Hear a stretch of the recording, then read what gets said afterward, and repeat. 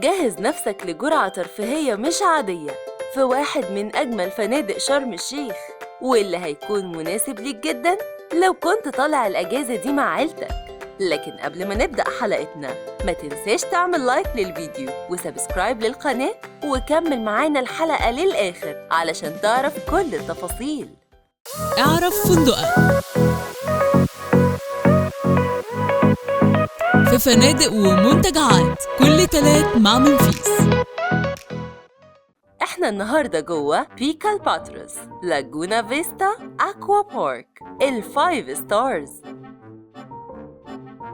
وده موجود بالظبط عند خليج نبأ. بصراحة أحلى حاجة هنا إن الفندق قريب جدا من مطار شرم الشيخ، وبكده مش هتشيل معانا هم الانتقالات الكتير من المطار للفندق أو العكس. جاهز تعرف الباقي؟ خلينا نكمل وهتشوف بعينيك جمال الفندق الحقيقي. من أول لحظة ليك هنا هتحس قد إيه الفندق واسع وفخم، تصميماته وديكوراته عصرية وشيك، والألوان فيه مريحة للعين.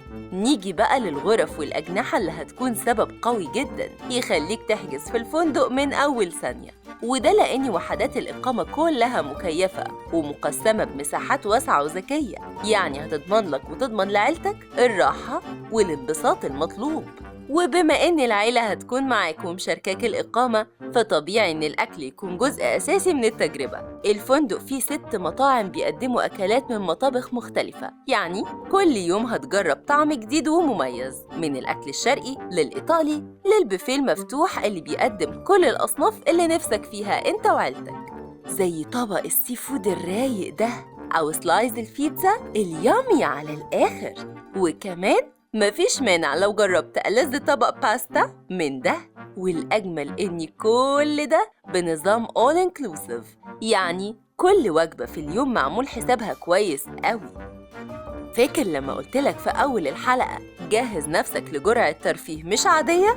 دلوقتي جه وقت الترفيه الحقيقي في الباتروس لاجونا.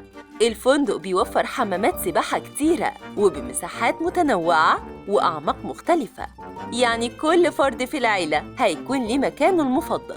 ومن غير مبالغة هتلاقي واحدة من أكبر الأكوا بارك الموجودة في شرم الشيخ، وطبعاً كل ده في أجواء آمنة ومنظمة، وبكده الأطفال هيلعبوا براحتهم من غير ولا قلق ولا خوف.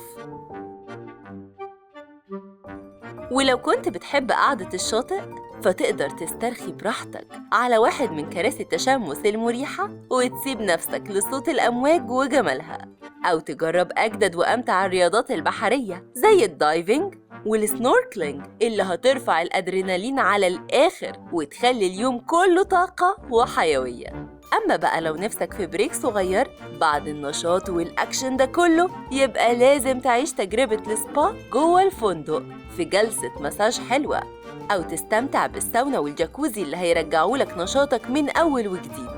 ولعشاق الرياضة اليومية الفندق فيه جيم مجهز بالكامل، وطبعاً الأطفال هيكون ليهم نصيب كبير من الترفيه، لأن نادي الأطفال هنا عبارة عن جنة صغيرة مليانة ألعاب، وده أكبر محفز هيخلي كل فرد من العيلة عايش تجربته بطريقته الخاصة.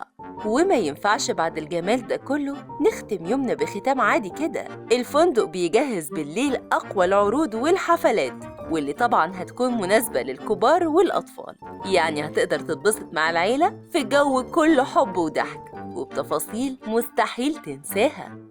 بكده نكون قدمنا لك ريفيو مفصل عن الباتروس لاجونا، واحد من أكتر الفنادق اللي ما يختلفش عليها 2.